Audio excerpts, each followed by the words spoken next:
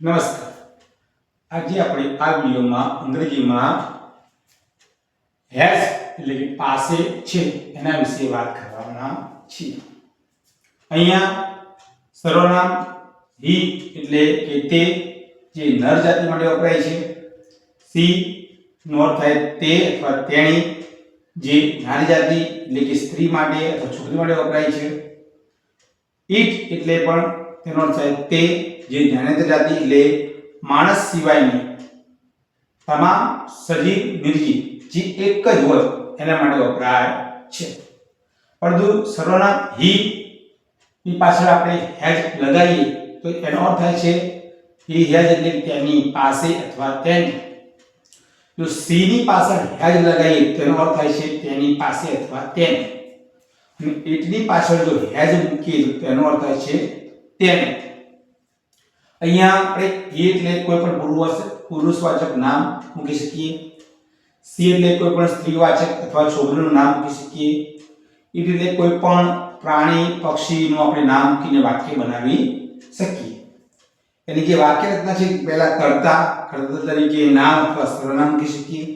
તેના પછી હેઝ જે કર્મ એટલે કે વસ્તુ જે એકવચન અથવા બહુવચનનો હોઈ શકે.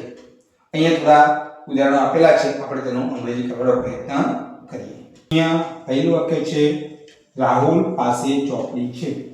આ વાક્યમાં કર્તા તરીકે રાહુલ છે એટલે આપણે લખીશું રાહુલ has ચોપડી એટલે a book. Rahul has a book. Rahul પાસે ચોપડી છે. બીજું વાક્ય છે મનુ પાસે દડો છે. અહીંયા પણ કર્તા તરીકે મનુનું નામ છે. મનુ પાસે એટલે મનુ has દડો એટલે કે બોલ બોલ. Manu has a ball. Manu પાસે દડો છે. આગળનું વાક્ય છે કેતનને એક ભાઈ છે. અહીંયા કેતન પાસે નથી પરંતુ કેતનને અહીંયા લખેલું છે કે he has જેનો અર્થ તેને પણ થાય. એટલે કે કેતન has ભાઈ એટલે બ્રધર અને એક એટલે a brother. Ketan has a brother. કેતનને એક ભાઈ છે. આગળનું વાક્ય છે સારા પાસે ચોપડીઓ છે. અહીંયા કર્તા તરીકે નામ છે સારા, લખીશું સારા પાસે એટલે has. ચોપડીઓ બહુવચન છે એટલે books. Sara has a books. સારા પાસે ચોપડીઓ છે. માયા પાસે પર્સ છે. અહીંયા નામ માયા છે એટલે લખીશું માયા પાસે એટલે has. પર્સ છે એટલે એક પર્સની વાત છે એટલે a purse. Maya has a purse. માયા પાસે પર્સ છે. આગળનું વાક્ય છે રાધાને એક બહેન છે.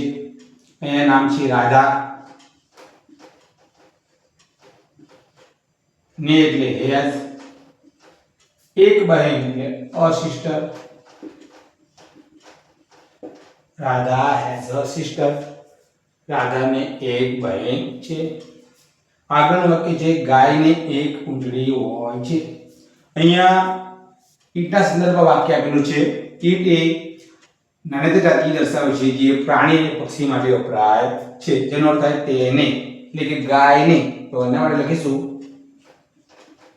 the cow has. ઊંટડી અને એ પણ એક ઊંટડી એટલે a tail. The cow has a tail. ગાયની એક ઊંટડી હોય છે. આગળનું વાક્ય છે કૂતરાને ચાર પગ હોય છે. કૂતરાને એટલે the dog has. ચાર એટલે કે four. પગ એટલે legs. The dog has four legs. Video ગમ્યો હોય તો લાઈક, શેર અને ચેનલને સબસ્ક્રાઇબ કરજો. વિડીયો જોવા બદલ ખૂબ ખૂબ આભાર.